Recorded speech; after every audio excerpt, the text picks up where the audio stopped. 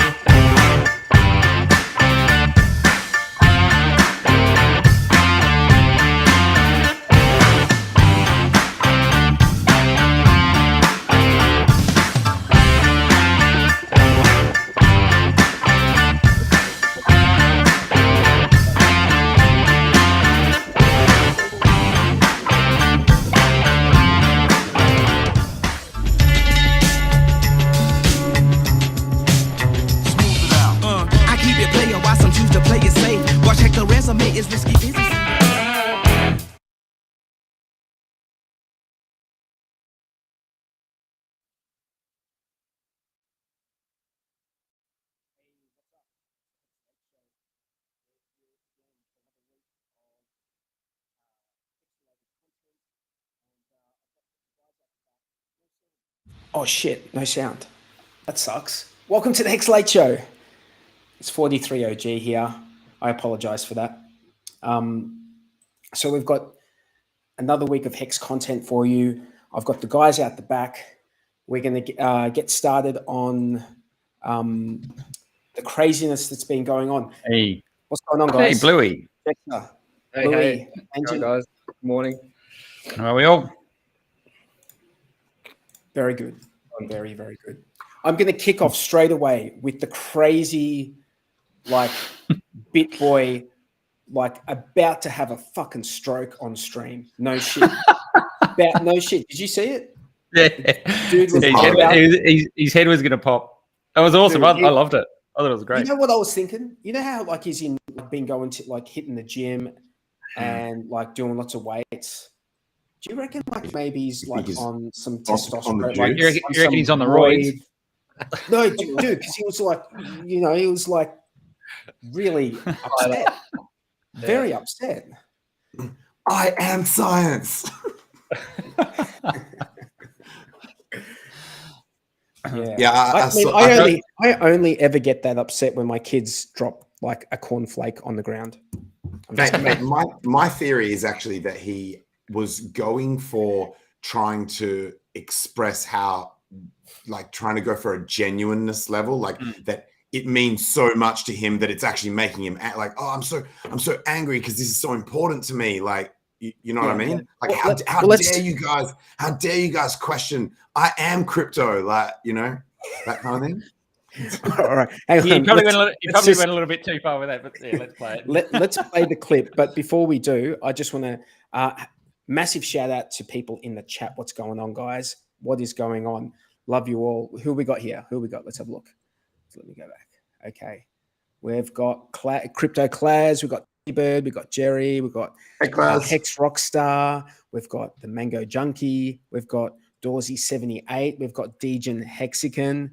We've got Spenny. Who else have we got? We've got Lies Beneath the Truth. Benny G. Sandip. E-Type. Crispy. Dingo Wars. Lies Beneath the Truth is an old school viewer of my original channel on DLive. Yes. Or maybe just super early YouTube. I can't remember exactly, but yeah. I recognize the name. I do recognize the name. We got Red Squirrel. Who else we got? Par Excellence. Dozza. Gelk Daddy. Kelt Hex. Hex Hades. Welcome to the Hex Late Show. Let's play that clip. one, Number one, so the elites can stay the elites. Number two, so they win. They win. And let me tell you something. First of all, I want you guys to understand, Sam Bankman-Fried is absolutely lying. I'm going to explain how we know that here in just a second. But I want this guy right here, Ryan Sean Adams. I don't know who the F you are because you're not important. But here he says, please, dear Lord, and any lawmakers or adults reading this tweet, just know BitBoy doesn't represent us either. Talk to Jay Stravinsky. Talk to Miller CWL. Talk to Coin Center. You know what? We are tired of people that look like this guy trying to run stuff. I don't represent the people. The fuck I don't. I'm the one who does. It's me. I'm the one out here putting the work in behind the scenes trying to save crypto while these devils, Sam Bankman-Fried, Brian Armstrong, they're trying to permanently ruin it. This is not about money for me. I hope you guys understand this. I am here fighting for you. This guy with these freaking glasses on, this douchebag, is out here trying to tell you that only the suits know what to do. Only the suits. Only the people who have all the money. They're the ones who can determine what happens. No, our bill is for the people. And you're going to find this out. We've got the funding for it, and it's coming out. But guess what? Things are complicated now. You want to know why? Because let me tell you what FTX did. Let me tell you what Sam Bankman-Fried did. Okay? This guy took our bill, stole language from it, actually stole language from our California state bill. Our California state bill stole language from it and put it in their bill. I'm on BitBoy's side on this one. I agree with whatever he's saying. That's conviction for you. What do you guys reckon, hey? Oh yeah, I mean, I agree. What's so bad about, like, if you've written a bill and you found someone else has taken some language from that bill, wouldn't you be? I don't think that's his issue. I think that's just like a side thing. Yeah. Like they have used some of his. They were like BitBoy's team, I guess, were preparing a bill, but FTX have gone and like plagiarized some of that. But then what the bill that the FTX people have put in is like a draconian, like we'll fuck DeFi up completely type bill. There's more to it. There will be no DeFi. Yeah. But just look, I'm going to let you guys riff on that. I've got to go and do something. I'll be back very soon. Okay. Cool, yeah, man. So thanks, mate.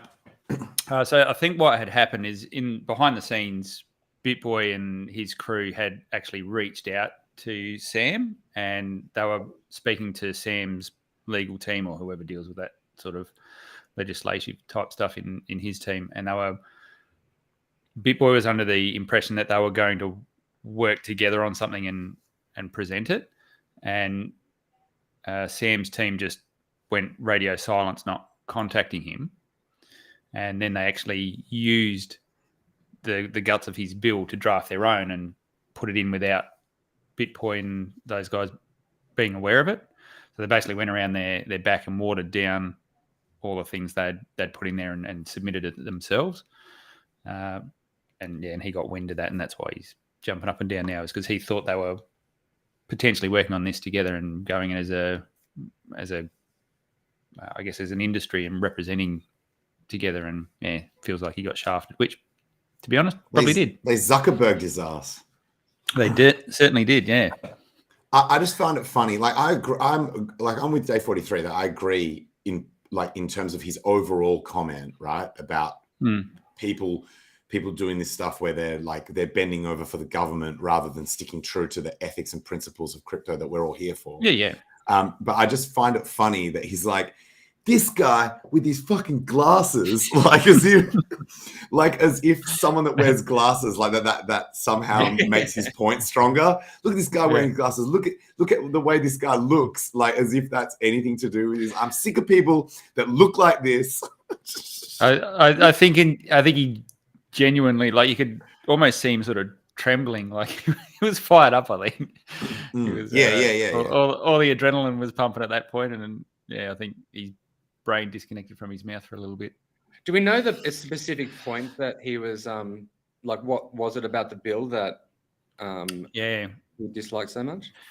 So from the reading I've done, it appeared to be that so you got DeFi protocols, and you can't legislate them because there's not a legal thing there. It's a smart contract. You can't hold a smart contract accountable for anything. There's no one to sue. There's no one to control. But there's no door to kick in.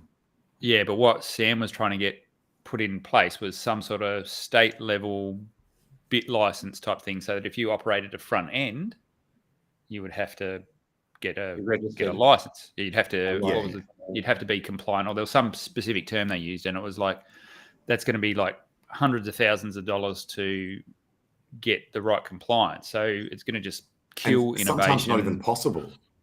Well, that's right. It's going to kill innovation. Some things it would just completely kill its ability to exist.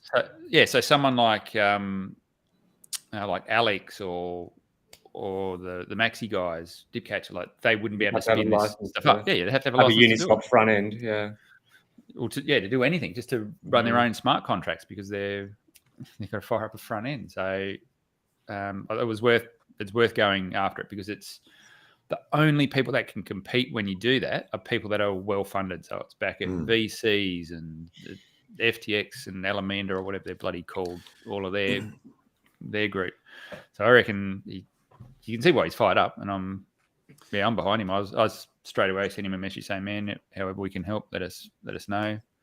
I heard one of the Bitcoiners talking about how if there are corporations that run Lightning nodes, that it would destroy their ability to run Lightning nodes because you have to do like KYC on entities that you have no idea. Like it's because if you're routing payments, so it's like your node is just acting as one of the hops within a transaction. It would destroy your ability to do that. It's just not compatible with the way that decentralized finance actually works. So. Well, it's if which you could leave be it up deliberate, by the way. It could be deliberate. It might not be out of ignorance. It might not be them like, oh, we don't know that it's going to wreck shit. It could be them wanting to wreck shit. You know? Oh no, it is. So the way FTX makes money is by regulatory arbitrage. That's their business. So it's in their best interest to stuff as much red tape and compliance. Yes.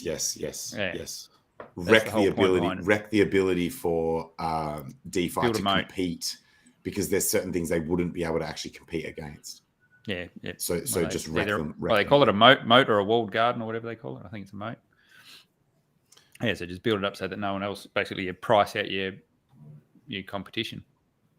Well, did you guys hear that Craig Wright lost that lawsuit against Hodlnaut? Done. The judge was like, I haven't seen any good evidence that you actually are Craig Wright, that you are Satoshi. Get the fuck out. So full like hardcore loss. And the only reason I bring it up is because I think over the time that Bitcoin has existed and crypto in general, we've seen that typically these things can be quite stressful, but crypto triumphs over this sort of nonsense. So when you've got like these lying, corrupt mofos that are on the other side, when those teams appear to be well-funded, well networked within positions of power and stuff like that, crypto tends to just win anyway. So I'm not going to stress out until, but like not to sound complacent.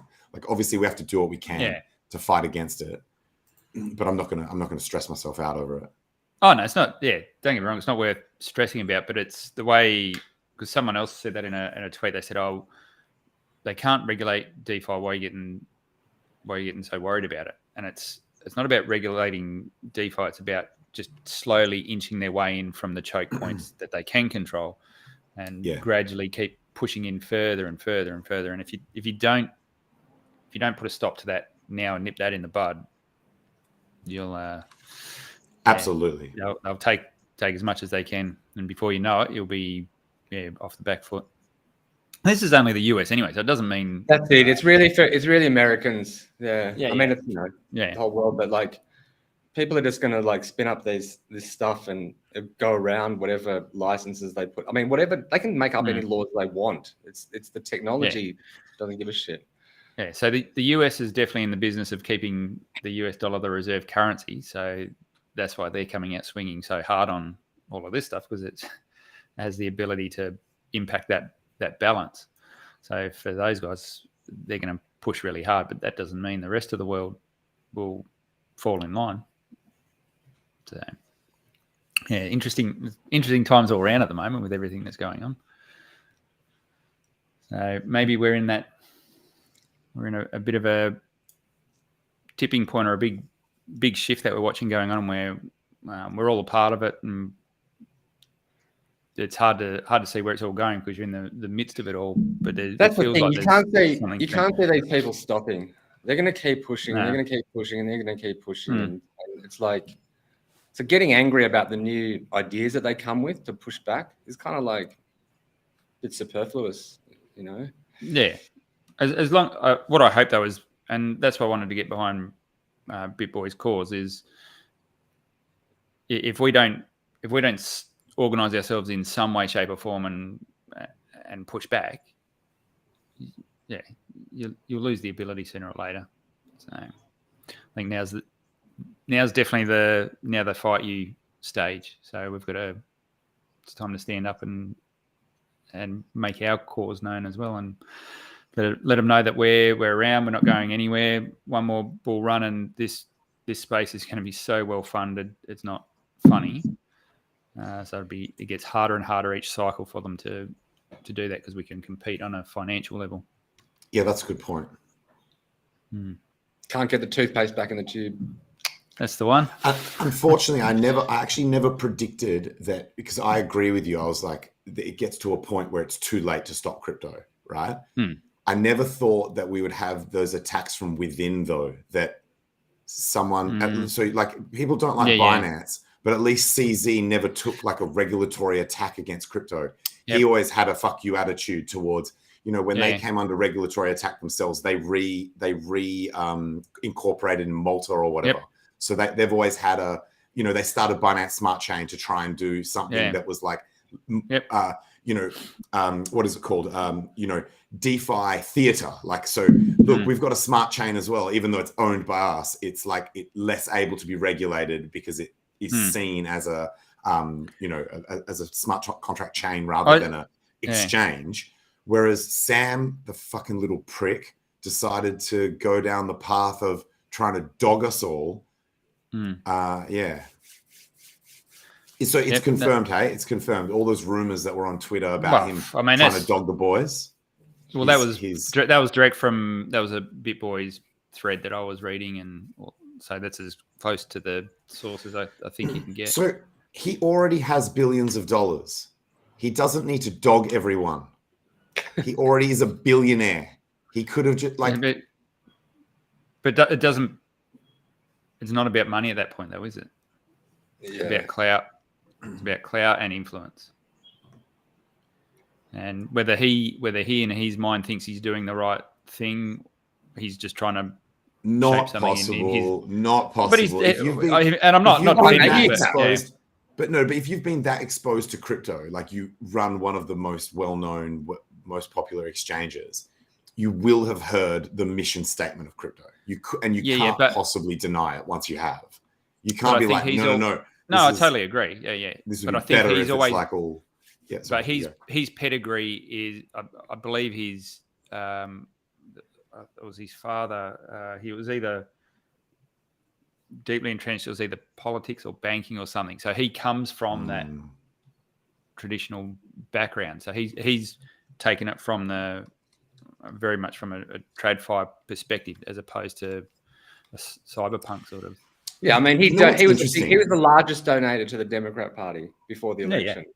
Yeah. Like, you guys know Jack Mollers, this Lightning Network strike guy. Oh yeah. He wears the hoodie and shit. Yeah, he's a bit of a dude, isn't he? Stubby dude. Yeah. I love his style. However, the first story I'd ever heard about him was that his parents owned some shop and that he made that Lightning app so that his parents could like receive payments or something.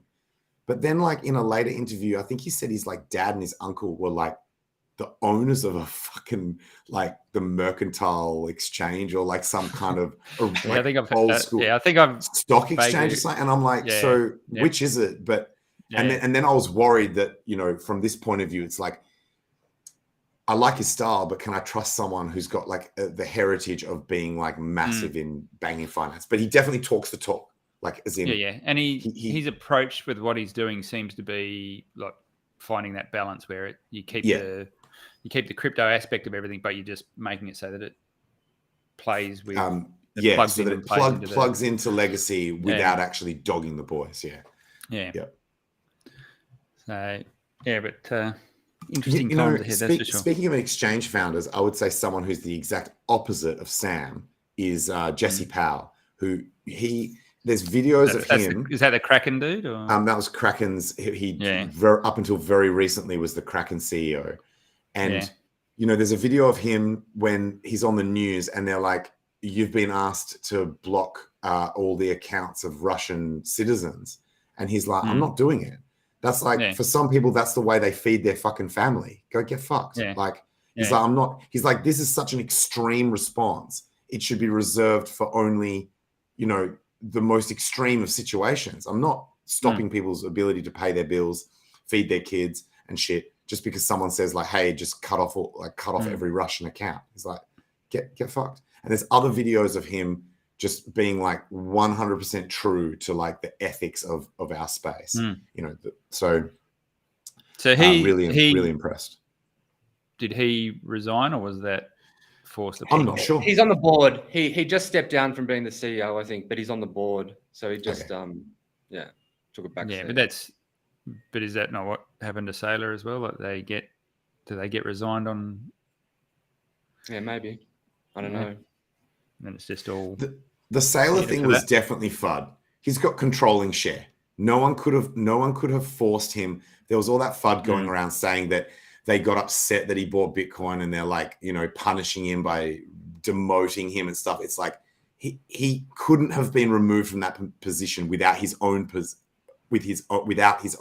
permission. Okay. He has controlling share of the company. He could have just said, you guys don't like what I did? Fuck you. I've got controlling share, voting power, voting rights. So it's like, he tried to explain it, but once those myths start propagating, it's like almost impossible to stop.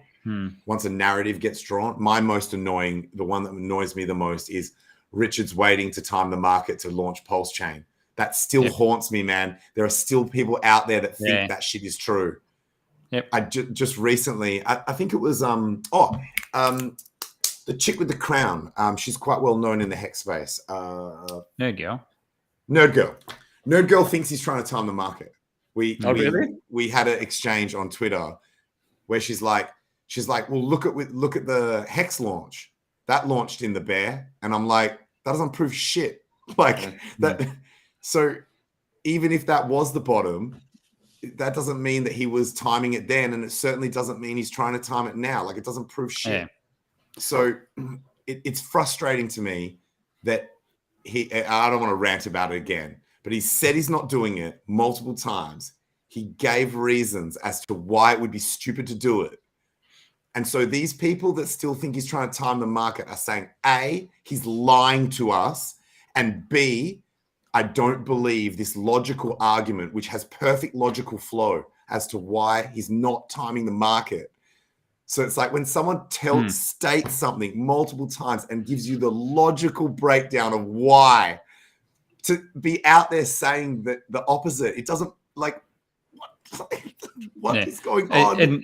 But even if he was timing the market, what would be the negative in him saying that? Like if he truly was, exactly. It makes no sense, man. It makes no sense. He'd say, I'm waiting until the bottom. And then we'll go. And everyone will it makes no sense for him to be timing the market, but for him to say that he isn't and give all these reasons why it wouldn't make sense to do it and stuff, and be like, it would be stupid to time the market because of all of these reasons. He gave like 2 or 3 reasons that all made sense as to why it would be dumb. And then overarching all that, he said it's close enough anyway. He said, even if I was timing the market, we're pretty much at the bottom. So it's like, if he was timing the market, it's now as well. So it's like, there's fucking 3 or 4 levels to this as to why it's definitely not. And people still think it is. I'm like, fuck, man. It sounds like a good story. Hey, just back on, this will sort of segue back from what we were talking about. Is it Adam's comment? About Freeway. So I don't know if you've been paying attention to that. So Freeway was, think of like a Celsius sort of scenario. I think I own some. Is that FWT?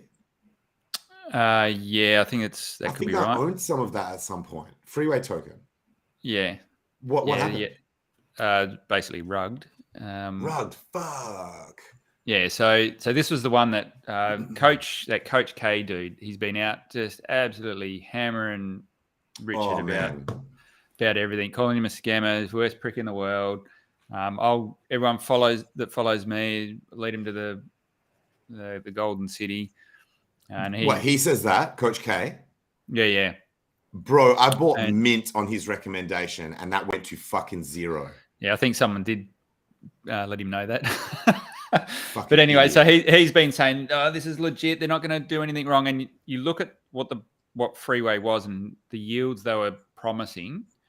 Yep. And it was once again, it was a black box where you didn't know how the hell they were generating yields. They said your deposits were all, your deposits were safe.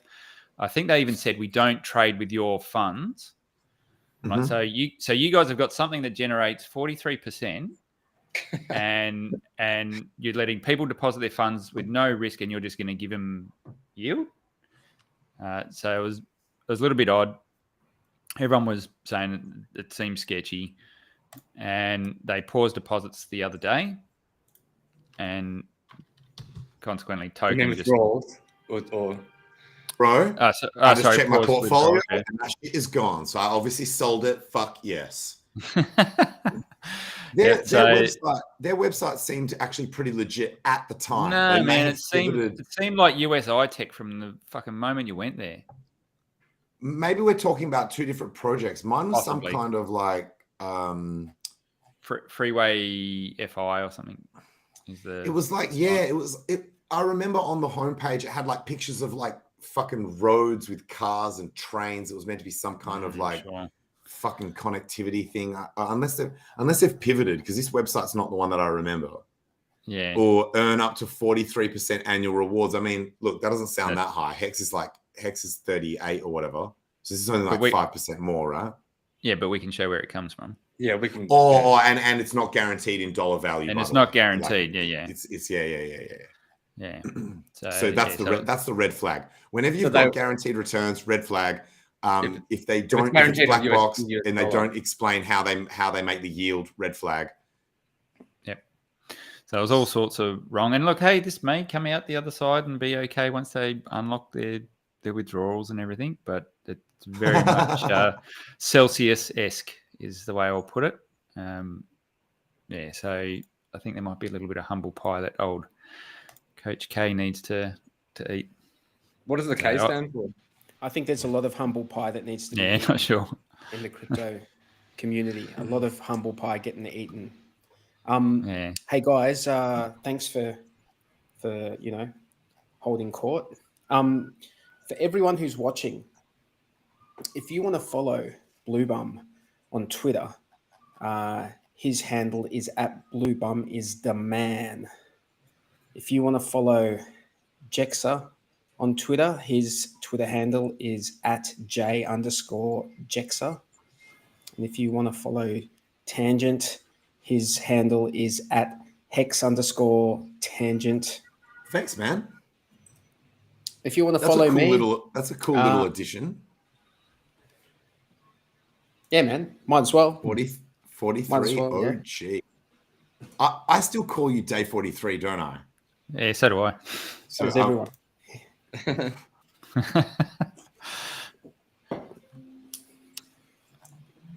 I wanted to separate myself from that slightly. Yeah, Twitter's definitely the main place where people follow me. Actually, ever since my YouTube channel got banned,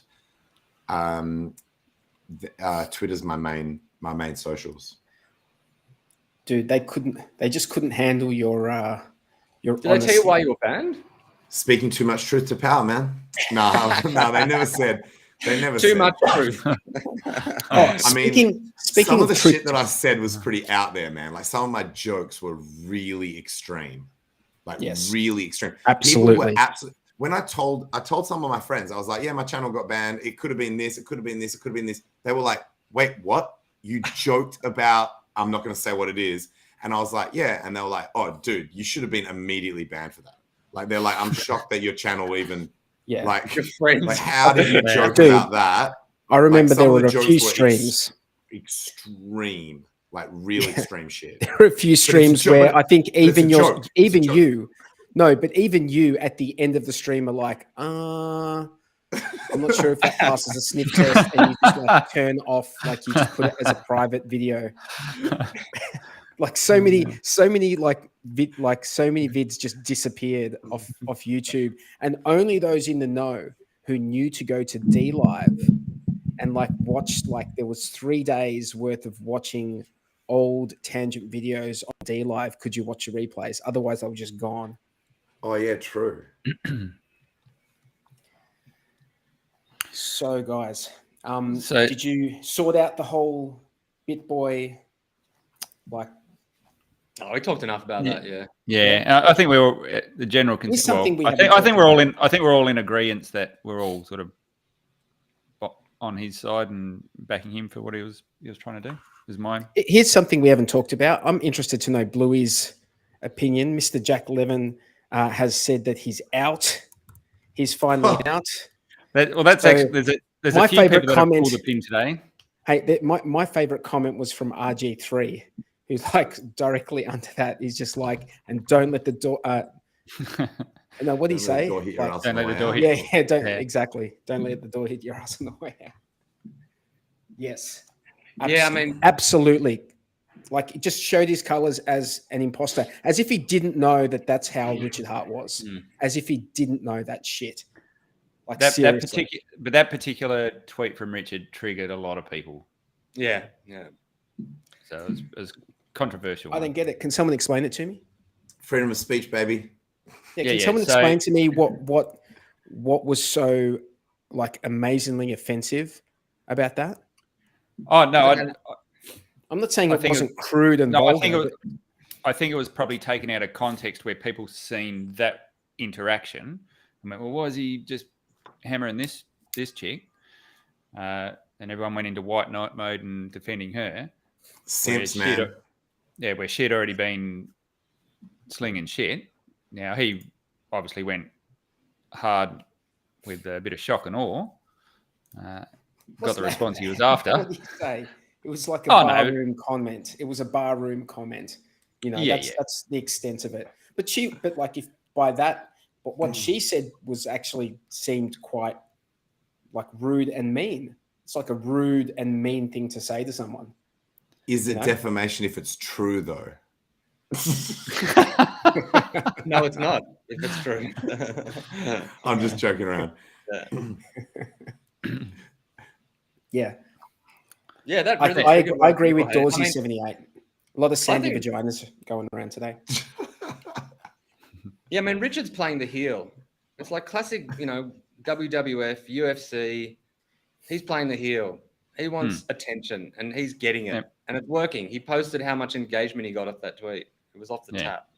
You know what I mean? So, and for somebody who wants to be loved, says he wants to be loved, he's kind of like sacrificing a lot of that in a lot of ways, because he's drawing a lot of hate and he's making people dividing. He's polarizing on purpose. And what do you guys think? What do you guys think people about? are feeding into it, like. Sorry, go on. Do you guys think it would be unethical for us to encourage hexicants to unfollow Jack? Well, I think everyone does what they want to do. Like, I'm not going to do it. Like, so I don't think it's unethical. Not to try and influence others. You make your own call. Why can't you influence others? Isn't that the whole point of fucking everything? That you've got an opinion and then you try and influence others to see your point of view? I agree. Fucking unfollow Jack. Unfollow him. How about this? Hey, how about this? I never fucking followed him to begin with. Stick that in your pipe and smoke it. Yeah, because I was skeptical from the beginning. I had skeptical hippo eyes on that shit from the beginning, man. How about this? If you're unimpressed, I've been around the Hex community a while. I've seen them come and go.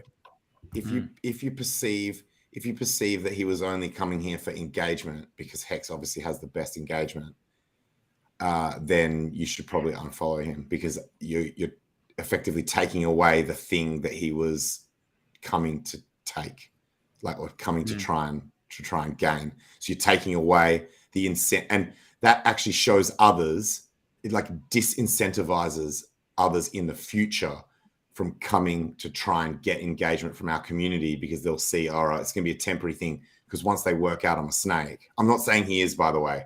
I'm just saying, if you think he is, then you should unfollow and de-incentivize people in the future from trying to farm our community for engagement.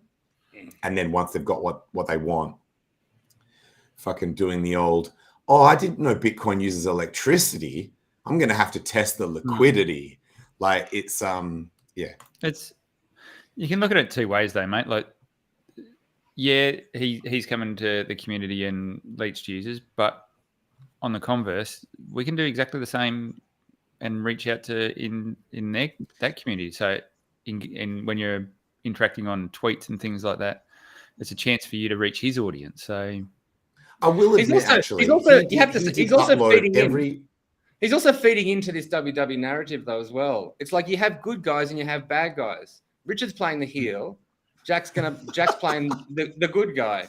You know, that's why I sent him a thing of a white knight today, because that's what he wrote in, and I'm going to save everyone, and then I'm going to, this girl, you're picking on her, I'm leaving because of her. So that's the role he wants to play. Like, so I'm seeing Vibra Finance CEO is saying Jack exposed how toxic hexicants can be, to be honest. Hexicants are defensive of their turf. That's what I reckon. We're defensive of our turf. Like, that's how I am. I'm defensive. I'll admit, I don't think it's toxic. I haven't been toxic towards him. I haven't been anything towards him, but I see what I see. You know, I can see what I see. And, you know, if someone's, you know, the guy came into the community, like, got the engagement, good on him, well done. But pretended to be a hexagon. Maybe he is a hexagon. I don't know. Now, like, he's acting like, you know, Richard Hart doing what he's done for like 2 years is like sort of something that's offensive. Like, give me a break. Let's face it, Twitter. Whenever it's something to do with sexuality or somehow connected to sexuality, that's what really triggers people. That's what really, like, so it's because he compared her to his, you know, penis skin. That's the reason that everyone's so if he had said, some people have these undertones of sexism, and so then the people who feel morally enraged by that, they have to, you know. So if he said your body looks like it's made out of elbow skin, do you think it would have got the same? No, I wouldn't have got the same reaction. I don't think. It's only because he had penis in there, or PP or whatever, for sure. You got to laugh at the word PP. Like, it's not. He's just pushing people's buttons. Like yeah. I'm with Par Excellence on this. Jack is probably an Ethereum validator. Yes. Dude, you guys. There's so much crap narrative. Like, okay, you can have arguments against Zen. You can have arguments against Jack, but I fucking can't stand all these bullshit arguments where people have not done research. Like, you're doing the same thing that, like, from people who attacked Hexagon. Like, it's exactly the same thing. How is that attacking him, saying he's probably an Ethereum validator? It's because you're implying that validators are, like, just raking in all this money because they can fill all these blocks, and that's just not the case of how it all works. Like, that's not how EIP 1559 works, and that's not, like, there's still an opportunity cost. There is still a cost. It's not just validators that are going to just, like, fill their bags with money, and everyone else is going to get, like, it's a narrative that doesn't pan out when you look into it. No, if you're a whale in Zen and you want to create thousands of wallets, you've got to take a massive risk, and that's with your time and with how much money in terms of you're going to put on gas and the future price of whatever that Zen is going to be. And, like, it's just, I hate weak arguments, and I hate when people put across weak arguments as I'm definitely not gonna go in hard on this one. Like, I will back down on this one, Bluey. Like, I just saw a comment and I'm like, yeah, he could be a validator. That's it, dude. That's it. But you know, maybe he's not. Maybe he's just like. Anyway, let's move on. The implication that he's tricking everyone somehow, and that he did this, and there was all this somehow he had a setup in mind. It's just I like man. No, I don't think that's the issue. That I don't think the tokenomics are that flash. To be honest, I think it's going to take a long time for people are going to mint for many years. Well, there's going to be 8 years. It's pretty much 8 years until there's bugger all left on the bone. Yep, and then everyone's going to have massive bags. Yeah, but if you've just been spending a bit of gas to do some wallets, like that's my point. That's my point. That's what I'm saying. The tokenomics to me, I don't think they're going to work because everyone's going to print this shit for 8 years, and then at the end of that 8 years, everyone's going to have massive bags of this shit that they got at the cost of gas. It's just going to be a fucking dump fest. So that I don't, regardless of what he thinks. But there'll be a bottom. There will be a bottom. Like there'll be a bottom at some point. Yeah, there will be a bottom in 8 years. That's what I'm fucking saying. It's just dumb. I think well, we'll see. It's an experiment anyway. It's kind of like it's so low risk, you know. It's just like. Yeah. Wait, I just want to say before we move on, I just wanted to say one of the accusations that was made against Jack was, so this is in his defense, like one of the accusations that was made against him was that he farmed our community for engagement and then never gave us any credit. So like when people asked him, or when he was commenting about shit, he didn't give credit where credit was due. However, he did upload almost every video that he was on. So including like the interview I did with him on Telegram chat, all the ones he did on like GRC streams and stuff like that. And in those videos, like people would say that his attempt to farm engagement, he was like, I love the hexicants, it's a great community, and then he was only just saying it to get us to like be on his team and get the engagement. But he then uploaded those videos to his Linktree shit where it was like, it's got all these videos. So then any of his followers can see it. So he might not have given us credit at the specific spots where people wanted the credit when he was in interviews with other people. However, the times that he said it, even if he was like lying or doing it only for engagement, that ended up getting propagated anyway on his own platform. I've got to be honest, man. So, I don't actually fucking want Hex to get the credit for that. Honestly, like it is. Have you seen what it's done to the gas fees on all the chains? Like, it's really? Okay. It's calmed down now, but yeah, it was pretty bad for like almost a week. Still, yeah. Anyway, we're on the topic of validators, and I've got this video that's a bit more on the technical side, which I think just to help us all learn and understand things at a deeper level. Let's have a listen. And by the way, this is someone called, and I'm not sure how to pronounce his name. I think it's Stefan Gozolin, who I think is like a dev for flashbots. What we ended up seeing around 2020 with DeFi Summer, and even previously to that with some of the early projects doing on-chain decentralized exchanges, is the advent of a new role that we like to call a searcher. And so a searcher, what they've been doing is they monitor the transaction pool, they monitor the chain, and they identify opportunities that are created by user transactions. So opportunities to do arbitrage, to do liquidations, rebalance pools between two different decentralized exchange, or perhaps a decentralized exchange and a centralized exchange. Other types of opportunities that these searchers have identified have been things like token listing snipings or liquidity pool listing snipings, etc.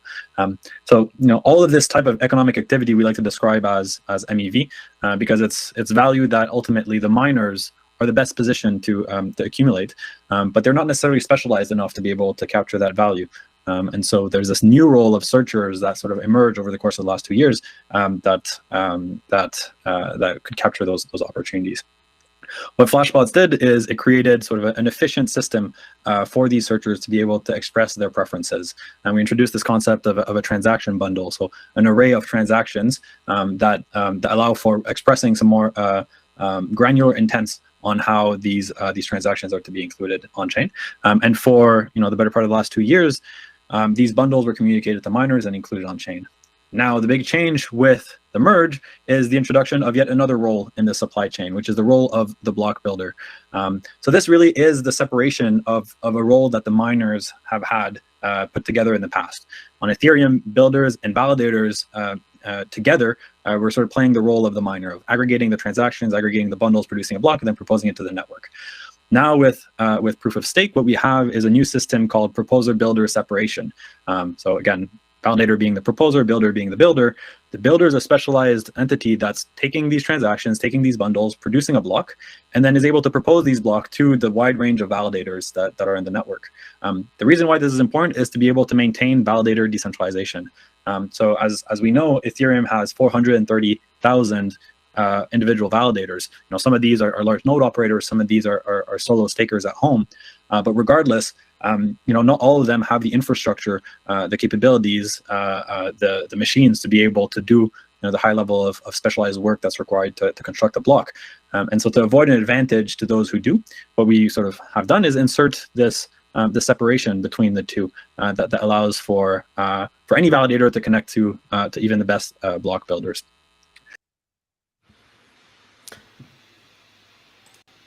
That was I thought that was an interesting video, like pretty technical on the inner mechanics of like validating and I think that like this sort of stuff is interesting. One thing that came out of that I heard out of that like Ethereum has 430,000 validators. That was what triggered that stick out to you as well.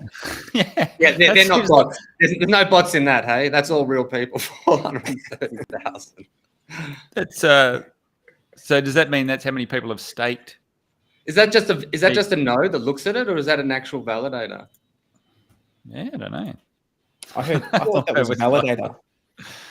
I thought he said client. There's consensus client and execution client, right? So there's those two things now. So I don't know.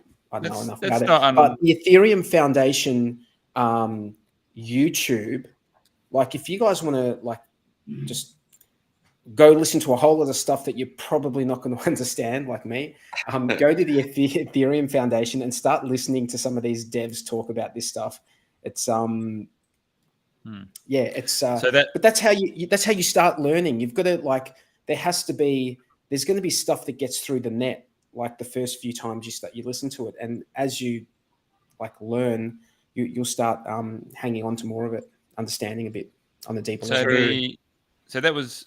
If I quick calculation, that's 13 mil of Ethereum that would need to be staked at 32 ETH per validator. So that's about what? Is that 10% of the supply? Does that sound reasonable? 10%. Well, you did 430,000 times 32. Yeah. And that gets 13 mil. 13 mil. That's Ethereum. Yeah. Right. That's almost $18 billion worth of Ethereum at current prices. Right. And okay, is that 10%? Is it? That's a lot, but it's not unreasonable. So it could be. Don't know. Interesting stat that I have to look up. And the fact that like think about it. Like, do you guys see that Ethereum seems to be holding up pretty well? Does that? Yeah, the chart actually looks compared to Bitcoin. Bitcoin, the chart we're has differed. at pretty much. Yeah, it's because Bitcoin is as low as it's pretty much been almost, right? Whereas Ethereum dumped down to like under 1,000, I think, if I remember correctly. Just dipped under 1,000 and back. Right. Like we're talking back a little while. So it's actually doing from the bottom in this cycle. It's at this point in time, it seems to be doing a lot better than Bitcoin.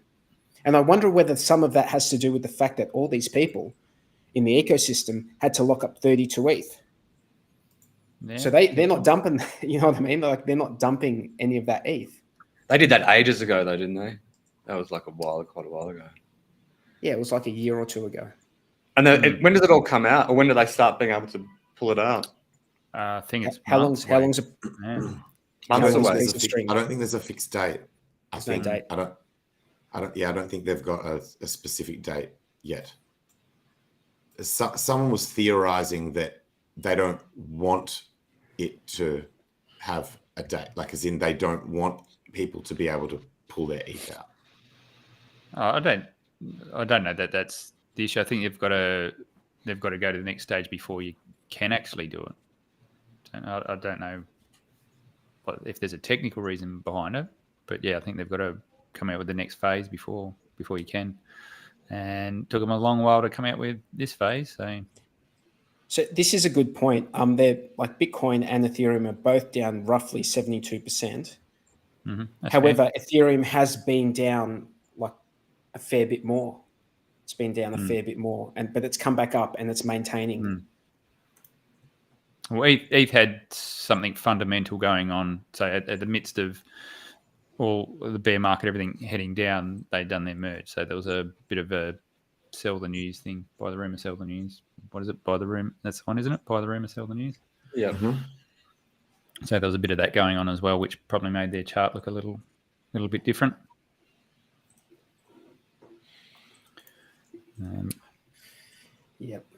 Did we onto something a little bit lighter? Did we see the NASCAR promotion? So that was sick. So way back when was that beginning of this year, I think, midway through this year, we had the NASCAR event that Hexicants funded and had was his name Jay Tearley or whatever? Was that the driver's name? Yearley, that's the one. Jay Yearley, driving around in a HEX car, and he didn't even make it into the main event. A little bit of sad state of affairs, and everyone thought that it wasn't a great spend of money to do that. But off the back of that, the HEX car has made it into a PlayStation game. Well, I think it's on all platforms. So NASCAR 21 Ignition. So this is the trailer. If you put it on slow, put your speed on YouTube to like as slow as it can go at 0.25, and then you'll.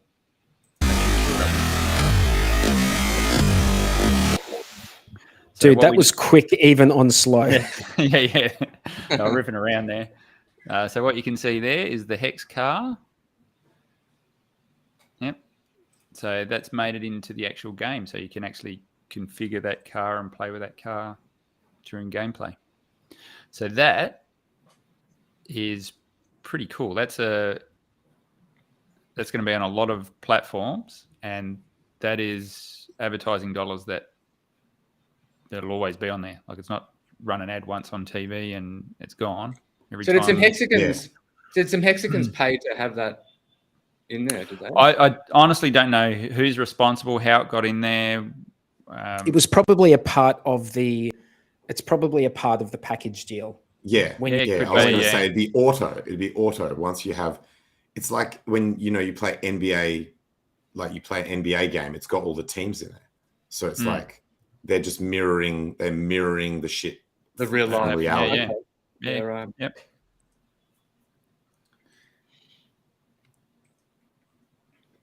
Yes, that's okay. And it's a pretty popular game, huh? Yeah, I'm not a gamer, man. I couldn't tell you. Yeah. You'd have to look it up. Like, you'd have to look up the stats.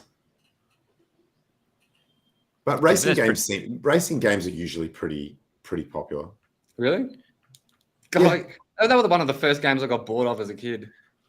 Yeah, but that's. Games. I mean, they're the ones. Are you into cars though? I'm massively into cars. So. Oh no, I wasn't at all. Yeah, so Gran Turismo on the PlayStation. I used to play the fuck out of it. Hell yes. Or Forza on the Xbox. They're sick. Yeah, but when they started getting photorealistic graphics, it was madness, man. When you go to arcades, they have all the Daytona games there as well. So I don't know whether that will end up making its way there or not. Who knows? That'd be pretty cool if it does.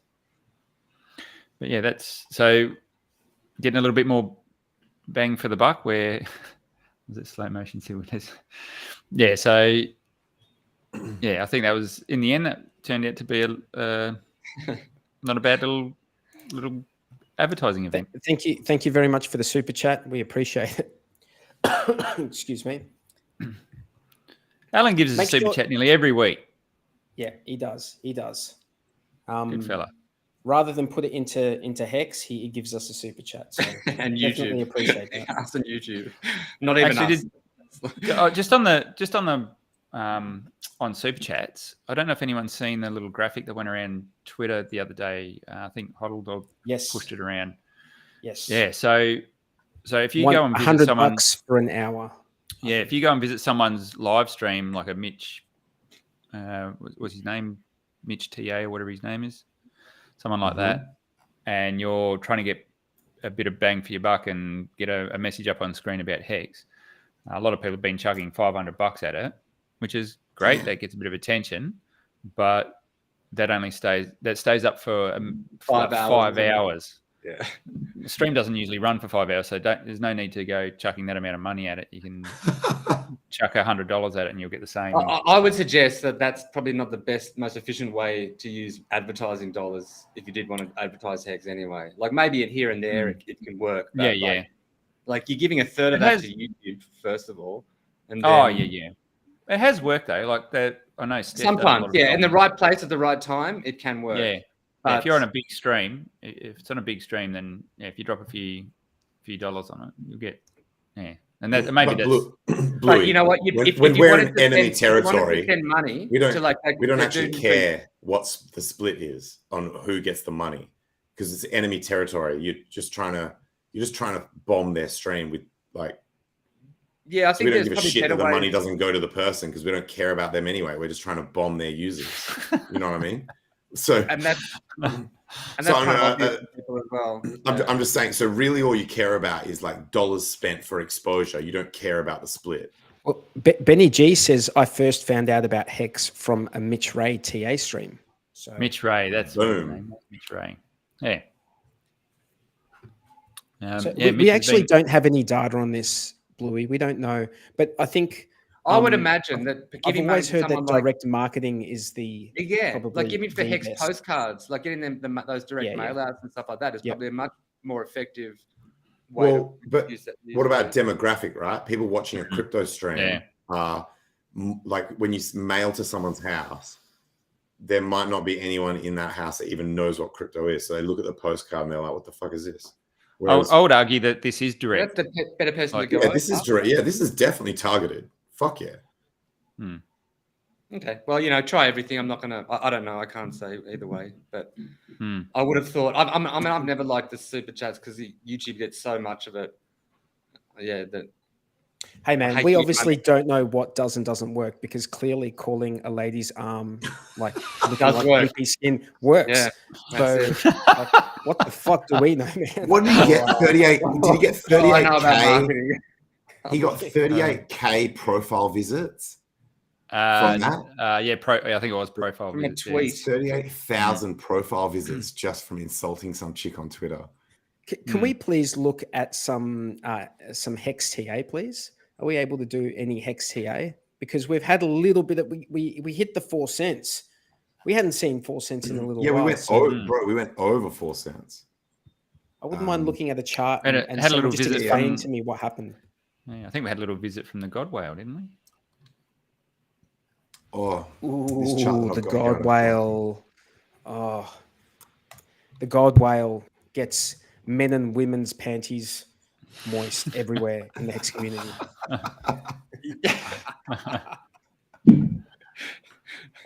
You piss yourself, OG. The God Whale's bringing that ocean spray and getting everyone wet. So, all right. Do you think it was because he saw Gifford and my stream the night before? Could have been. We were talking. I think he sent a signal. I don't know how many days ago it was, but he sent a signal of the 7777, which is the lucky number when he's used before. 43. There's a chart, right? This is super interesting, right? So this is on the daily. This is on daily candles. See these red dots? That's a TD setup trend line. So it's the same. It's related to this indicator with this numerical count. Look at. So those dots go away if a candle closes up, in the case of the red ones, above. And look at that shit. It basically went straight to that level and got rejected at that exact level. That is fucking nuts.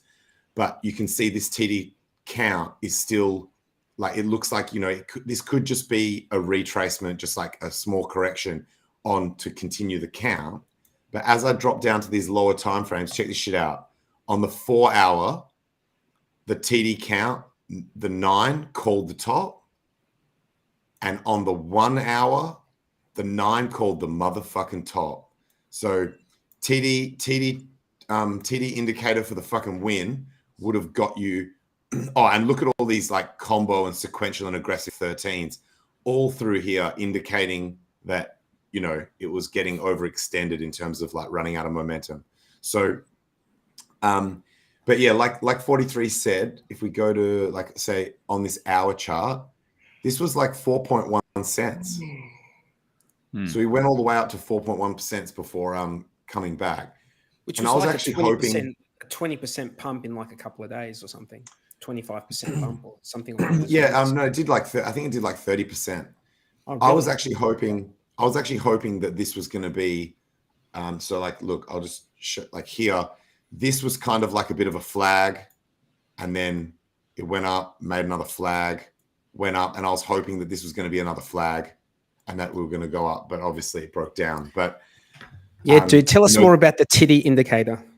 You know, the rule is that flags fly at half mast.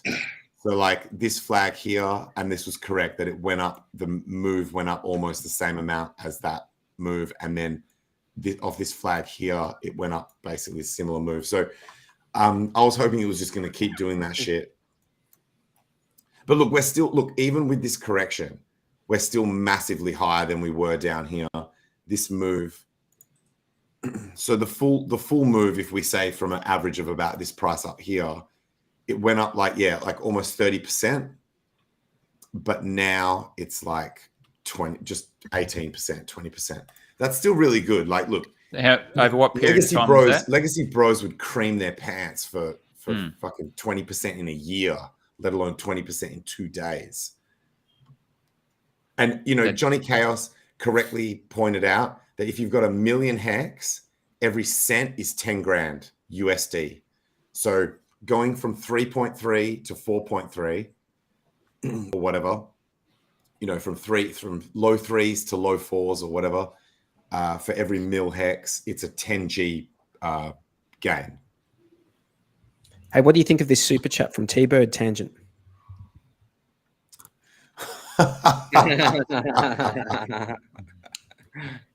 I'm actually a big fan of T-Bird. I'm actually a big fan of T-Bird. T-Bird gets a pass. So he gets a pass, yeah. So what do we think is going to happen? You know, no financial advice. Well, I'm not sure if you guys saw the Gifford and I stream, but we were looking at the Hedron auctions and looking at what a whale play would be. If you had if you were a hex and a Hedron whale, how would you play these auctions? And instead of like, while people might think, you know, pumping the price of Hedron to get it, the actual better play for a big whale is pumping the price of hex, because that makes all of those HSIs way more valuable, because it's really the hex value in those things. So you start pumping that hex price, all of a sudden they go up. All of a sudden you need a lot more Hedron to get those HSIs, and that's a lot more Hedron burnt. So do you run the theory? Do you run the risk of pricing people out though? And then only you can buy them? You're saying no, I don't think so, because there's so many of them. There's like 6,000. Like there's tons of them. And now we have them on all these chains as well. Like people are going to be able to play at whatever level they want. If you just want to be like throwing around cents, you can do that on one of the other chains. If you want to, so you're doing that theory from the mind of a Hedron whale, right? Hex/Hedron whale. From a hex/Hedron whale. What about from the perspective of the OA?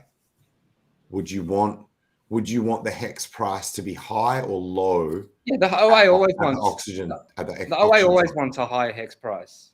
No, but specifically to do with these auctions, not as a general thing. Like as in, it doesn't matter. It doesn't matter, does it? It doesn't matter.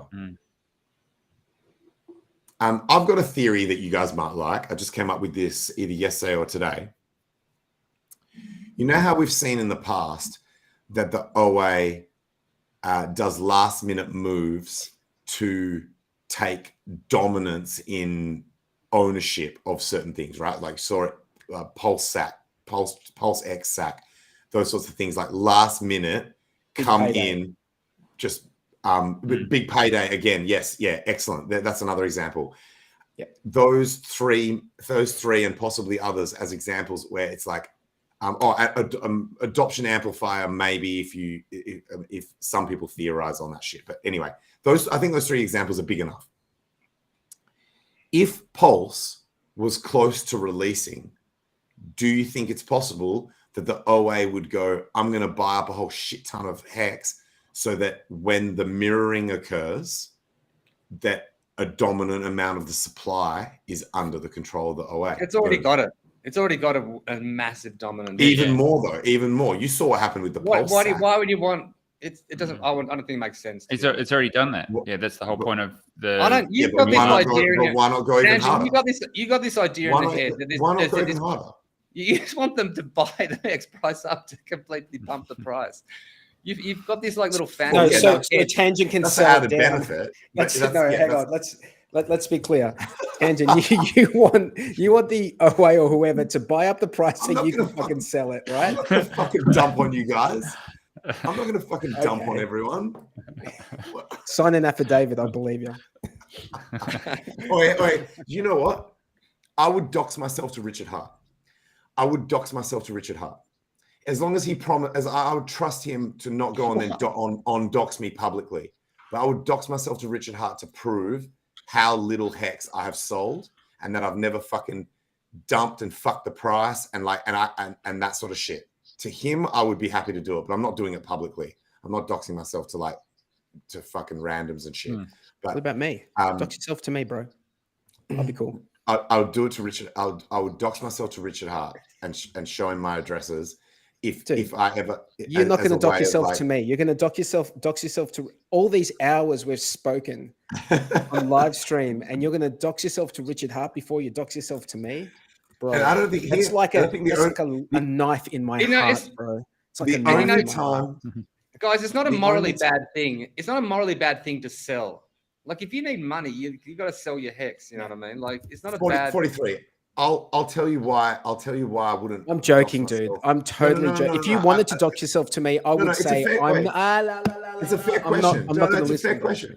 No, it's a fair question. Even though I know you were joking, but it's a fair question. And I was thinking about it, and I know the answer is that wouldn't help, because if you came out and said, Tangent doxed himself to me, and I can hand on heart say that he has never sold any HEX or whatever, people would just think that you and me are bros. Doesn't help. And they wouldn't believe it. It'd be like the Calvin Ayre shit with Craig Wright. It's like, dude, that doesn't help. Like, sign the Genesis block or whatever. This getting your bro. You're 100% correct. You're legit.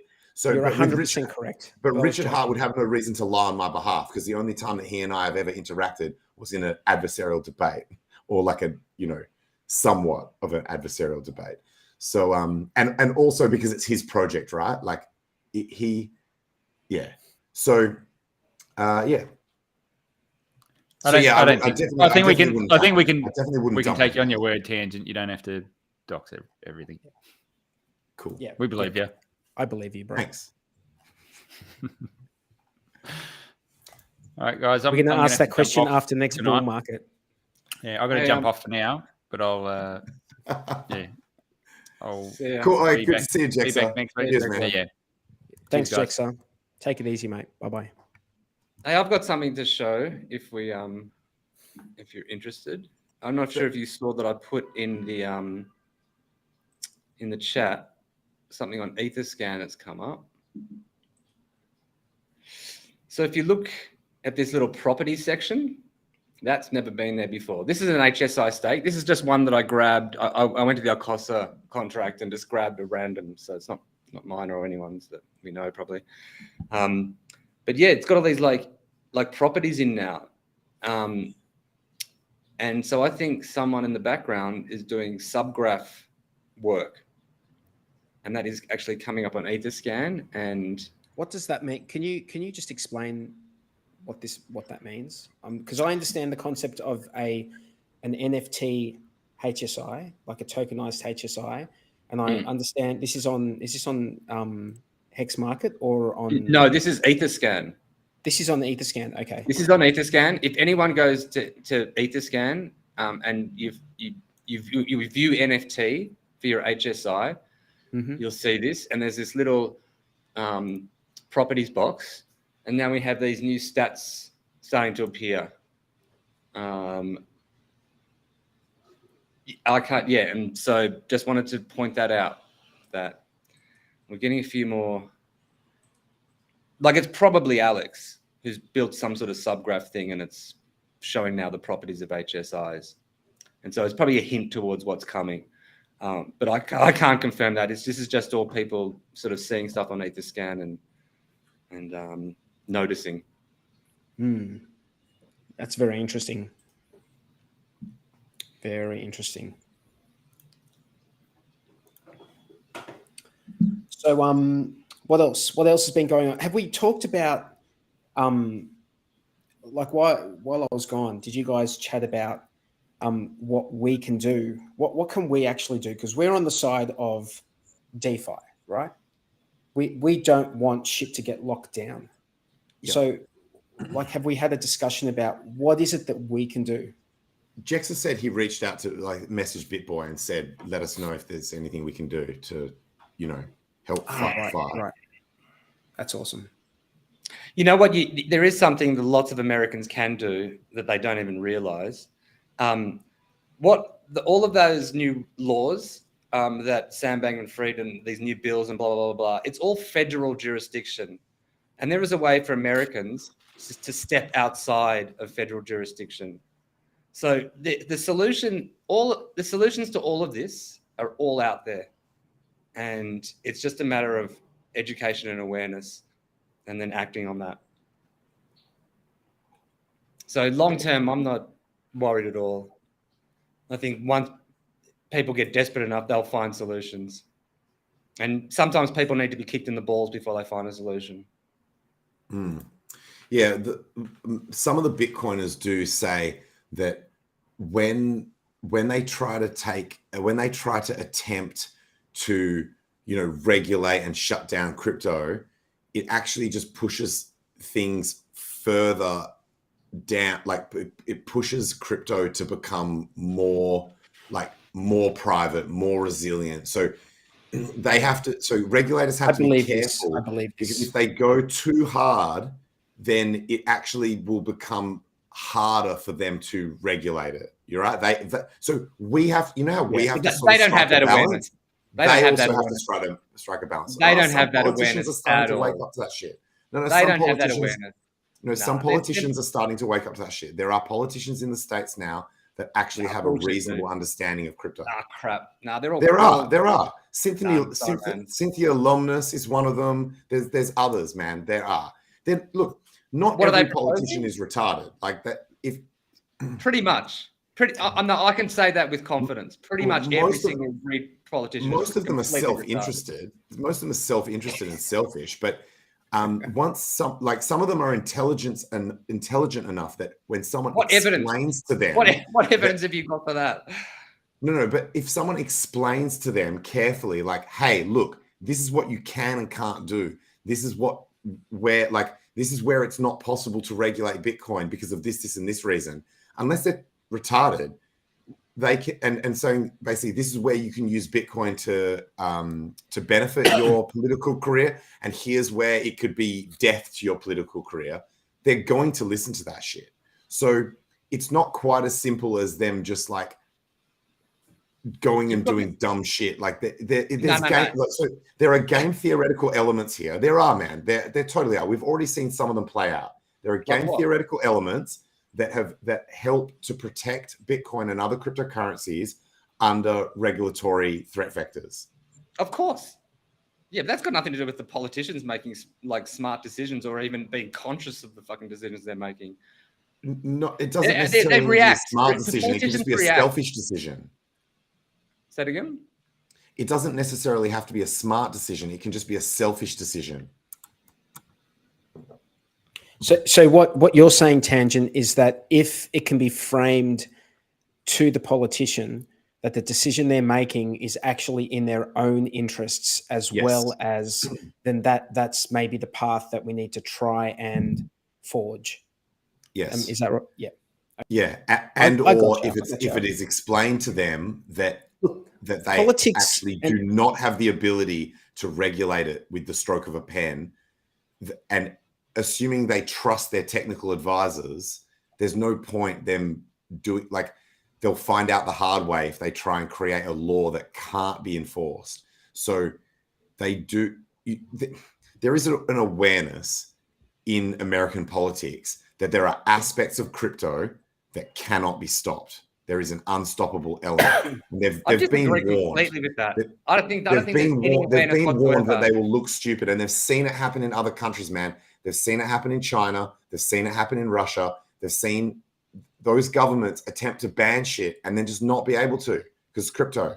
So it's like, a lot of countries do that, man. A lot of countries will create laws, but then not have the resources to that's every single country. That's every single government. Yeah, but that is correct. That's what they do. So you're assuming that they're not going to learn lessons from others. You're assuming that they're not going to pay attention to their technical advisors.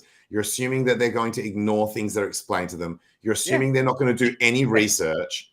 Yeah, come on, pretty man. Much. That's a much safer bet to be from my kind of. But then you're applying that to all of them. You're saying not a single politician is going to do any research, but I can name some that already have. I mean, you get a couple of politicians here and there, but even the vast majority are like highly manipulated people who are like. Okay, I think you guys are actually on the same page there. Like, I don't think Tangent, you for a second believe that all politicians are like that. I think a lot of politicians. Yeah, I'm not saying no. I'm not saying all of them. I'm not saying all of them. I'm saying that's my point. My point is, you guys, I think you're actually on the same page. That Bluey, you actually think it's very few that would actually be open. He's saying to this stuff. No. He said the vast majority would not. So I think you're actually on the same page. You guys just like to argue. Yeah. Well, okay. Well, it sounded to me like now. Like when I started listing examples, that Bluey was like, no. So it sounded to me like he was going for none. That there would be no politician. I mean, the thing is that ultimately they can't control this technology, but they're going to try, and they're going to think they can, and they're going to make plenty more laws, and they're going to play all sorts of weird games. Yeah, that war is absolutely coming. I'm just saying there's game theoretical elements between politicians themselves, just like there is between nation states. Like that shit's going down in the US, right? But a lot of the time the US will lead, and then other Western countries, may or may not follow. But a lot of the time they do follow on stuff like this. So in Australia, like we maybe don't have from where I sit right now, our politicians don't seem to be so hell-bent on destroying DeFi, but it is early days. They are planning some legislation. They are planning some regulation, and it's I think it's coming out in the next.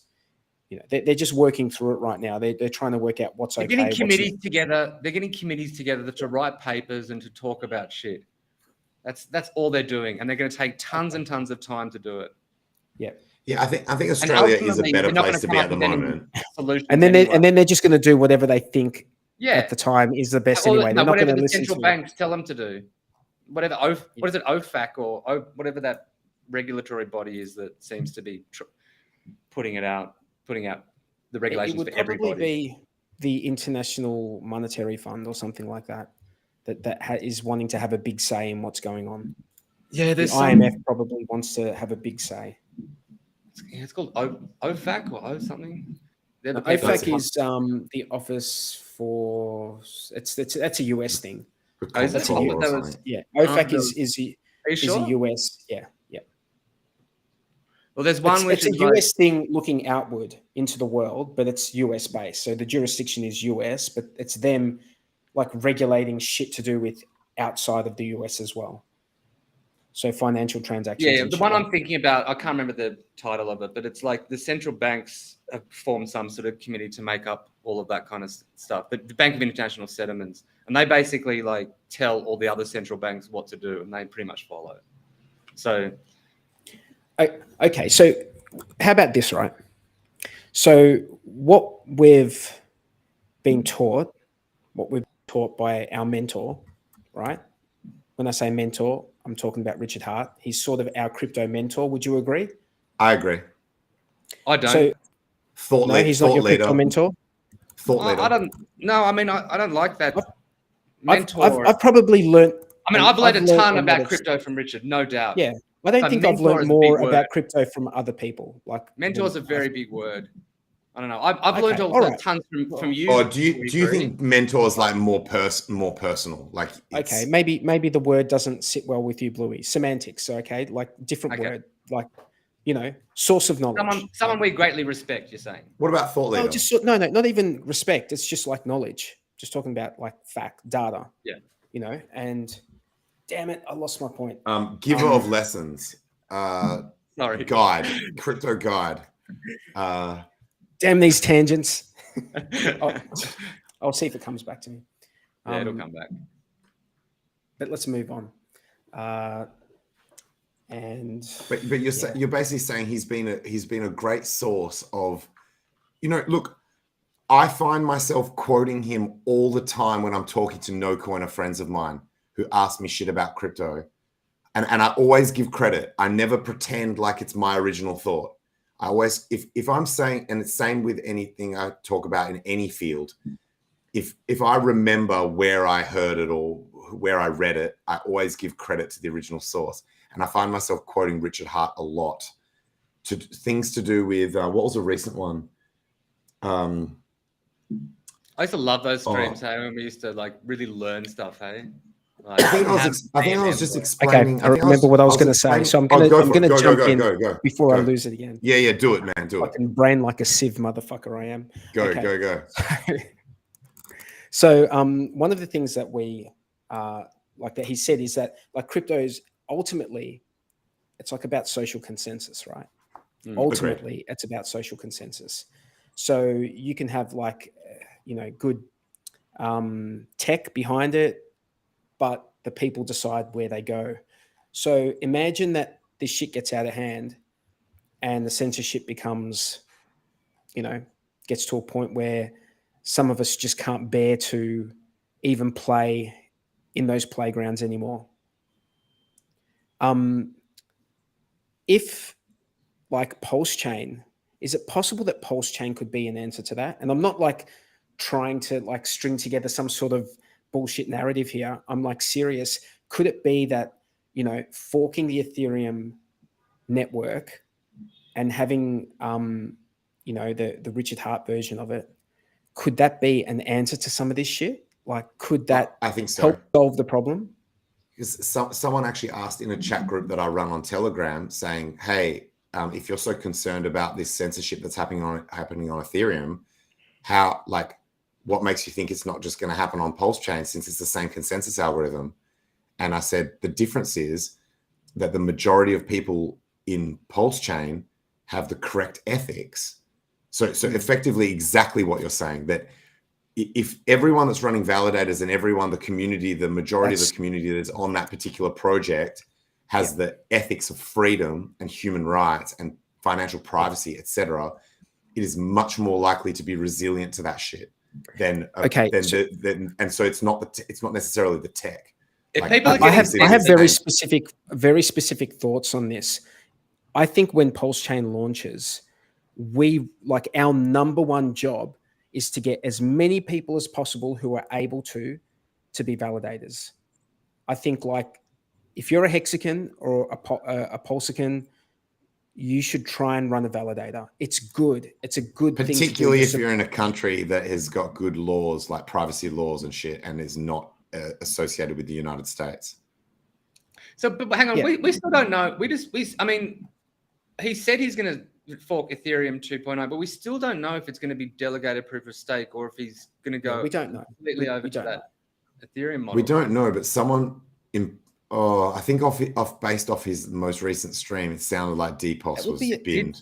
Because remember, I was getting upset about it.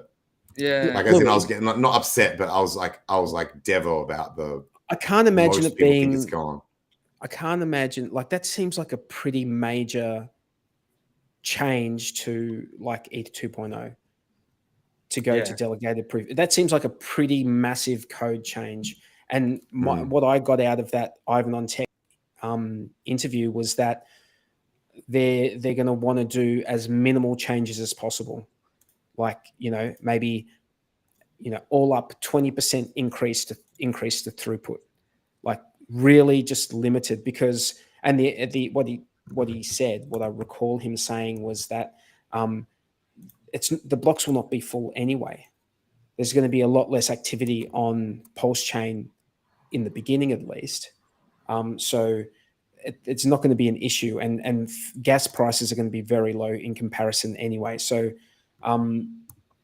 it's sort of like putting whatever problem Ethereum has, like PulseChain wouldn't have that problem. It's put that problem way further down the path just because there's going to be, I guess, more of everything. I guess it's going to be faster and it's going to be, I guess, have bigger blocks. How's it going to be faster if it has the exact same model as Ethereum 2.0? Just probably less activity on the network. One of the reasons why so many blocks on I actually don't know. I can't answer that fully. I don't know. Are being censored is because many of those blocks use this one service to for some shit. I can't remember the exact details, but so if that similar thing was happening on PulseChain, Richard would just tweet out like, "Yo, stop being idiots! Like, don't rely on this particular service," or that service would be run by someone trusted within the community or whatever. Like, as in, it's just so much less likely that you would have these what's the word? Is it innate? Like, as in these problems that are just like that have sort of like wormed their way into the structure of how the network is functioning. We wouldn't have even gone down that path. Like, do you know what I mean? We wouldn't have allowed something to go down that path of centralization and that kind of thing. I mean, look, if they start censoring anything and it becomes an actual problem, like there's tons of chains, people popping. There's chains all over the place. People will just go use the one where they're not censored on. Yeah. That's a threat. That's a threat that Ethereum. So did you guys hear that Vitalik freaking backflipped on his shit? So no, he had originally said if validators censor transactions, they should be slashed. And he backflipped very recently to, it should be allowed. It should be allowed, and it should be acceptable if validators should not be slashed if they censor transactions.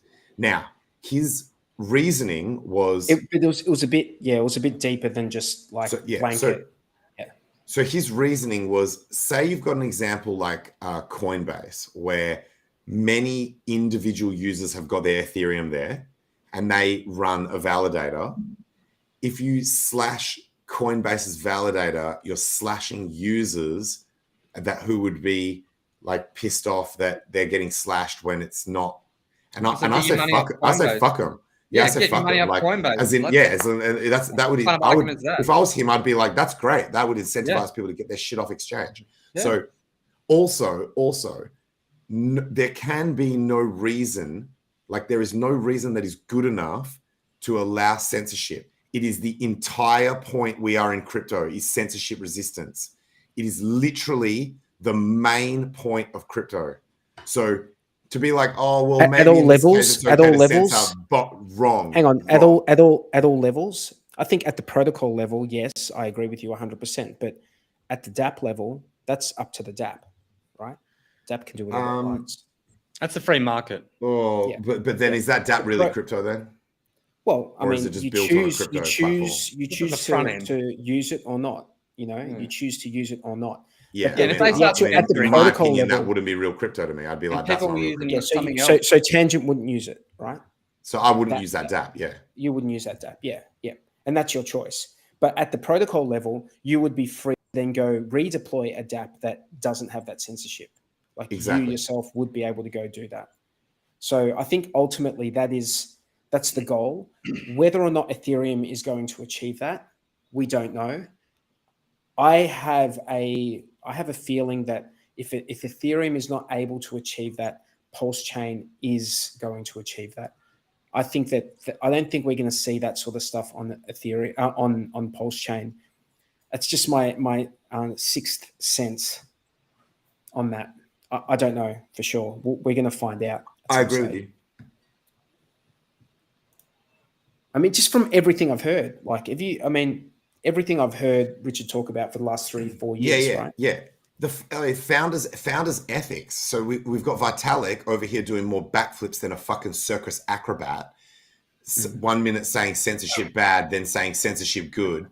But our founder tweets about human rights globally in different countries, talks about financial privacy. So I'm not saying that he necessarily has control over the network. I'm saying if his values propagate at all through the community that he has built, then you would expect that we would have a much better chance of resisting censorship. Yep.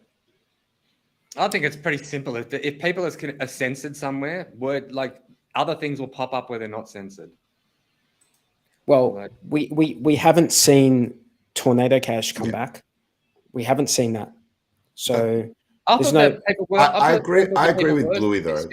But it's dead. But it's dead. It's dead. Like really, no, people aren't using it, or they're not using it in the same way it was being used before. So that was a successfully censored, really, and it was mainly, and I think the main reason is because they attacked the front end. Like they went for a few different choke points, but they attacked the front ends as well. Right. And the average person who's probably using that is not technical enough to be able to go and use it without that front end. I'm on tech. But didn't other front ends pop up? Yeah, but it wasn't, dude. It wasn't just like, from what I understand, it wasn't like a straightforward thing. Well, obviously it's not going to be straightforward, but it takes time for those sort of things to. But that filters out like a big percentage of people that would use it. And then people might go to that website and then just not even delve in the short term. In the short term, it might, but in the long term, it actually increases the amount of people who are going to be using stuff like that.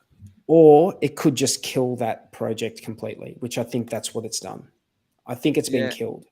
Really? Like I would love to be wrong on this, but I think that they succeeded. Like they succeeded with they wrecked the anonymity pool. Like they wrecked the anonymity set. So so that makes it very because not many people had to bail from it or bail and leave their shit. It just means that there's going to be other technologies and people are going to innovate in other ways to. Yeah, I agree with you on that. ZK.money is like a ZK sync layer that works as fine. There you go. What's that? What's that? Can you talk? Are you able to ZK money? Say something about it? Yeah, it's Amer. It'd be like a ZK roll up Monero properly. It's like a ZK roll up. I'm actually with the Bitcoiners on Monero. I don't think their anonymity sets are high enough. So like, if you look at, they might have in theory they have better privacy technologies built in by default to their coin, but if you don't have a high enough anonymity set, then it doesn't matter how good the privacy tech is. So I guess what we need is maybe more people to be using Monero. Don't you have plausible deniability? Yeah, I guess. So again, it depends what your threat vector is. So like as in, but you are right that you could, depending on what you're actually trying to achieve, Monero could be enough. So with ZK Sync, with the ZK Sync money, is that you bridge over to ZK Sync, and then there's a there, and then you can bring it back. It's like a layer 2. Yeah, you roll you do like a ZK roll up or whatever, and you go into that layer, and then you can withdraw. You can withdraw you can move it from address to address in that L2, or withdraw to a new address on L1. Okay, so there you go. It's already solved. Yeah, I mean, that's just one solution. Like, as in, that's just one solution. There's also secret network. So hang on, just to be clear, you put it from layer 1 to layer 2, and it's the same address in layer 2? At first, yeah. When you shield it with the initial shielding, it'll be the same address This in sounds layer very 2. similar. This sounds very similar to like Tornado Cash Nova, which was basically yes. putting into, like, there was a layer 2, a Gnosis chain. Go to Gnosis chain, and there would be like shielded stuff. Yes. Similar. Yep. Ivan on Tech made a really good point actually on a recent video about this Tornado Cash thing, where he said the scariest part, or the part that was completely inappropriate, was they had actually built in the functionality in Tornado Cash for you to have a proof so that you could reveal, if you needed to or wanted to, you could reveal where the fucking money went. So in terms of your reporting for taxation, your ability to show that you weren't funding terrorism or any shit like that, like all of that sort of crap was able to be done. So they had done the right thing.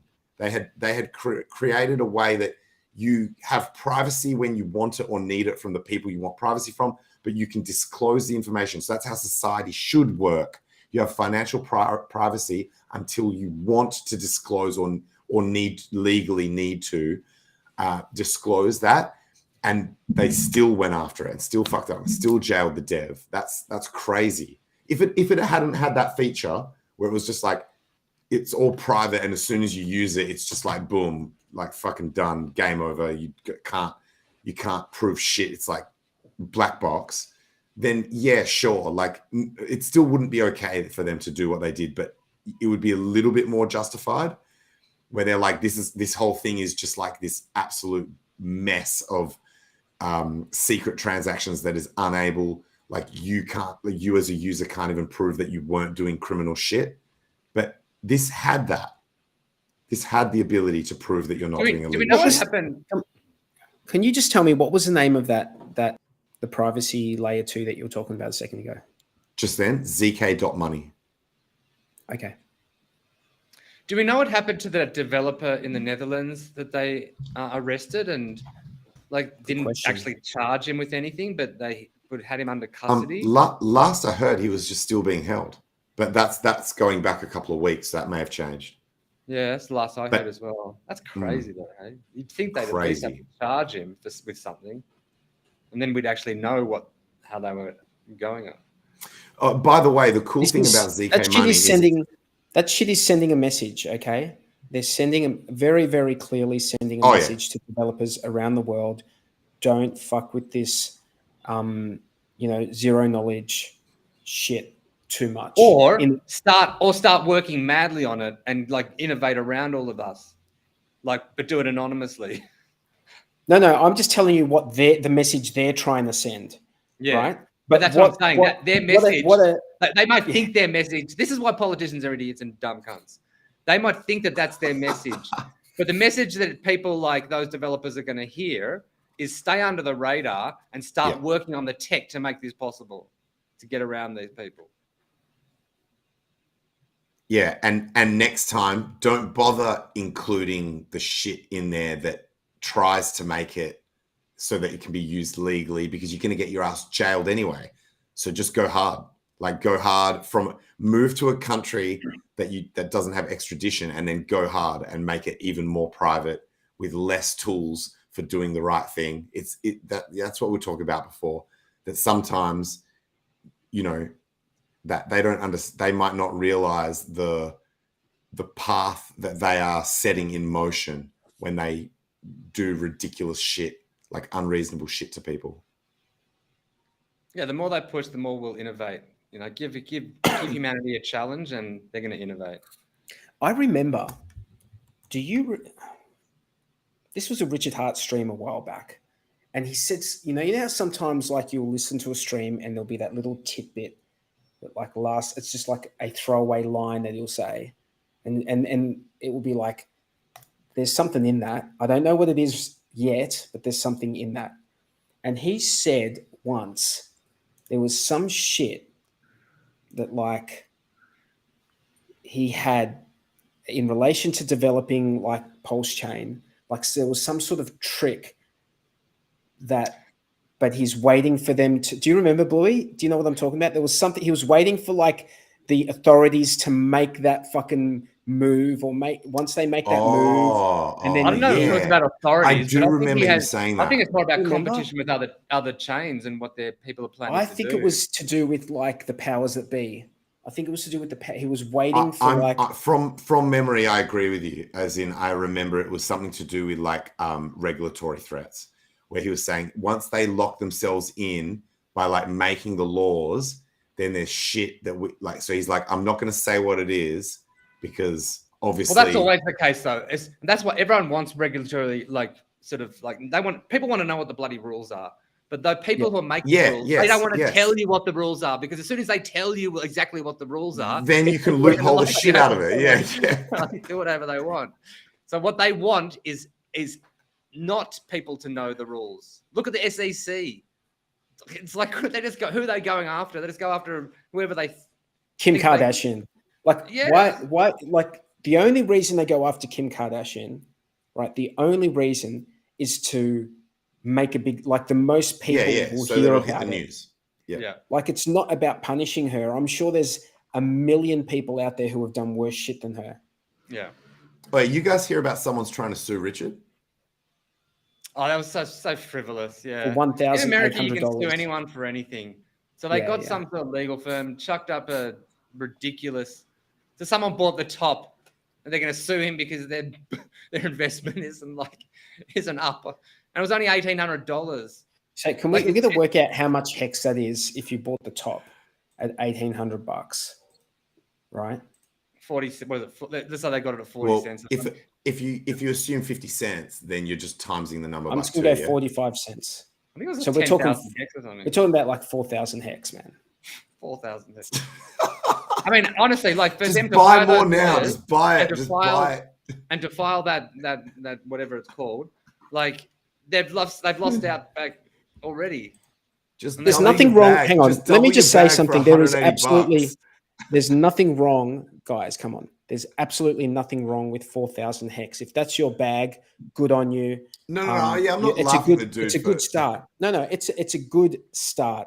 It is a good start. But suing over it just shows how when you know that crypto can go down is like. It shows how frivolous it is, and it's probably just someone wanting some cheap HEX. Like, get the FUD out. Because, you know, what you pay $200, you submit this bloody thing, it gets a bit of air thing. Everyone thinks, oh, panic sell. Maybe that's what the idea behind it was. But it's very obviously completely frivolous. It'd be interesting to see what he does with it. Like whether he sends in a team of lawyers or whether he ignores it. I don't know. Dude, of course he's not going to ignore it. He might. Why wouldn't he? Why wouldn't he? Bought off a duck's back. No, hang on. His lawyers will deal with it. Clearly. You're assuming that. Well, that's why I find it interesting. I think that is a. I don't think that's a given. I don't necessarily think it's a given. I think if someone goes to sue you, like your name, it's a wise thing to get. No, but what happens is he gets a default judgment, okay, and then it's just never like he never gets paid it. Like Richard just doesn't. Dude, Richard's had some bad experience with these default judgment deals, right? Which is why I'm saying it's interesting to see what Richard's reaction will be.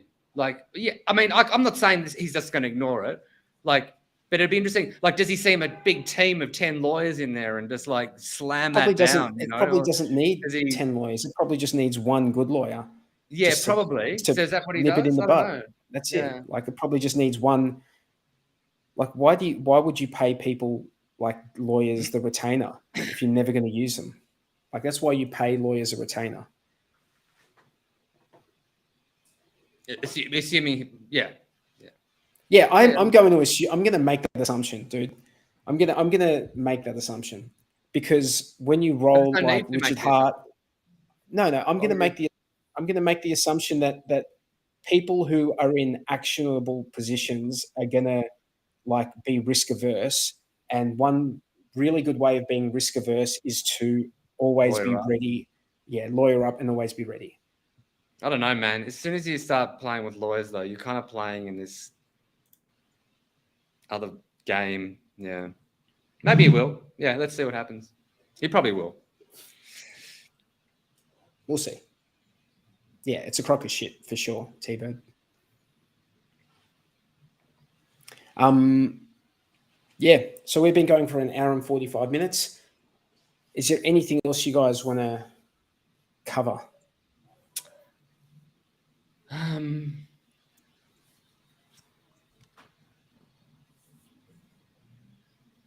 can't think of anything.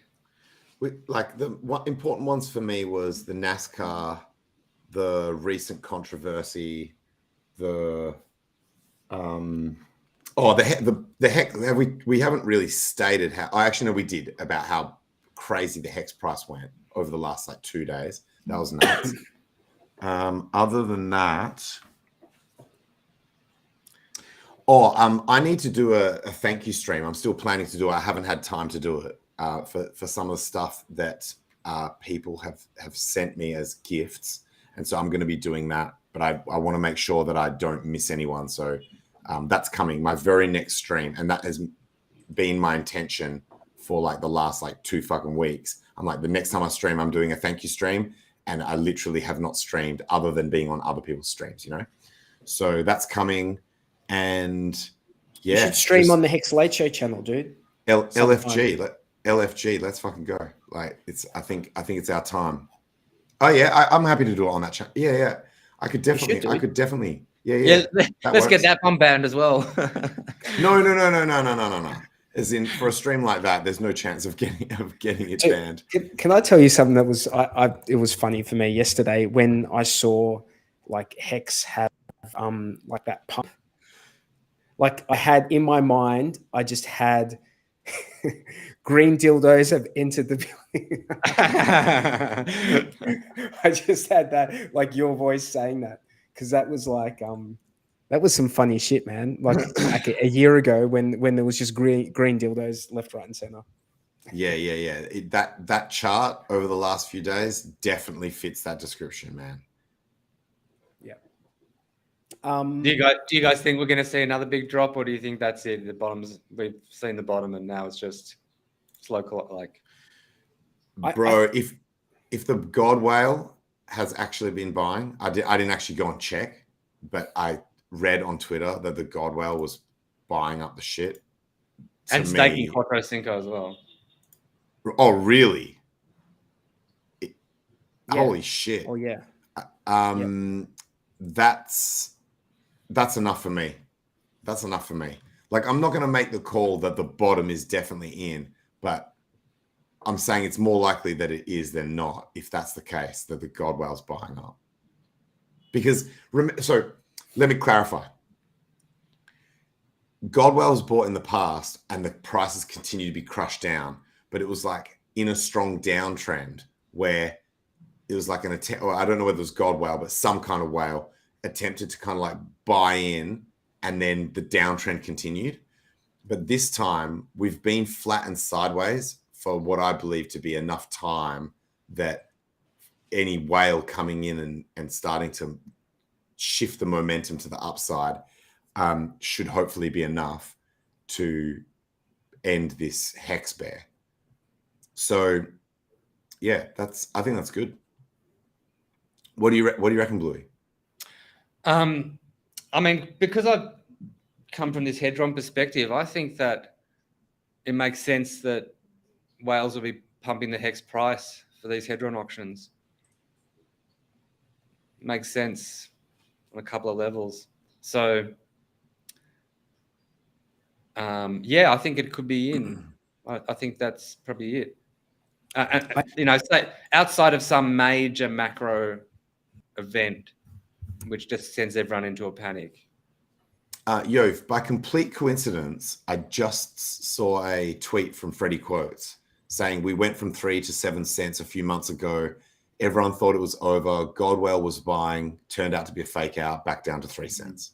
So that's another. So I think it's for me, I think that it's great DCA time now.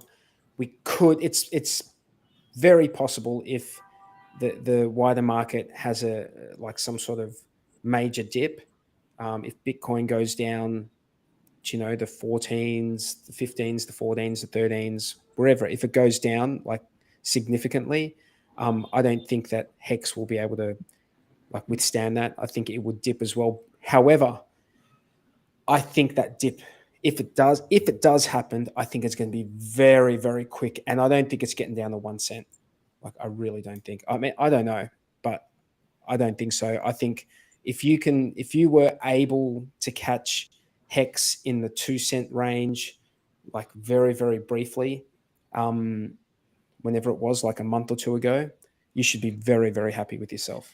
Very, bro, very happy. that wick that went down to 2.6 cents looks like a capitulation wick to me.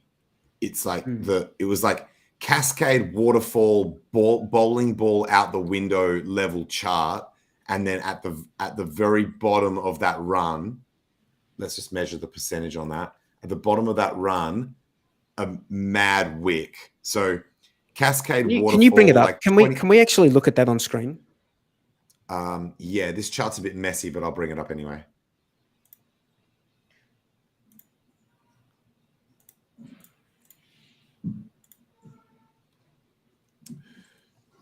So we're talking here. So where was it starting? Where did it capitulate? This is the pump that Freddie just talked about, where we went back up to 7 cents. Okay. And then it was just mad drops, death forever, short-term death, stabbed in the heart. Look at this. So this part here, this run here is what I'm talking about. Where is it there? So this is from 4 cents. Yep. And it went all the way down. And it went all the way down to basically to 3 cents. And then you've got this capitulation wick, this massive. Can you zoom in on that? Sorry. I was just about to. That doesn't look, man. I could take that as being a capitulation wick, but it doesn't look drastic enough to me. 23. It could be enough. I mean, it's possible because HEX, because the price is still small in terms of unit price, it might not sound that extreme, but imagine that if this was Bitcoin, this wick, a 16% wick would be and say it had already gone down to 14K or whatever. If Bitcoin went down from here to 14K and then did a 16% wick, it would be another $2,200. So it would take it down to below 12K, i.e. exactly where Richard predicted with this 11K and pray nonsense. So this wick, it might not seem that extreme on this asset, but I think I would class that as a reasonable capitulation wick. Yep. And also the fact that from there, apart from this couple of deviations and a bit more sort of I guess ongoing selling out of panic, after that it basically just started grinding upwards until this channel here, and now we've broken up. So I mean, I tweeted this out basically saying this is what could have happened. We could have come back up to the top of this channel. That capitulation, how long ago? Oh, this was on 20th of September. All right, so we're a little over a month ago. So just over a month ago. 5 weeks ago, maybe. Yep. And so I mean, you look at the chart from there, and especially now, I describe this sort of shit as when you're playing soccer and your goalie just kicks the shit out of the ball and doesn't give a fuck whether it goes to the opposing team, right? You just knock it out of the down to the other end of the field to get it out of the danger zone. And then even if the other team takes control, i.e. the Bears, and pushes the price back down, you've fucked it off so far down the field that you've got breathing room, like, and now you've got, you've got support levels and shit through here. So I'm certainly short-term bullish. You can never say, oh, the bottom's in, we're never going lower. That's not knowable or stateable, but I'm pretty happy with where we're at the moment. Yep. I'm gonna skedaddle, guys. Let's wind it up. All right. Big shout out to the guys in the chat. Thank you very much. We appreciate your participation every single week. And we look forward to seeing you in 1 week's time on the Hex Late Show. Peace. Peace.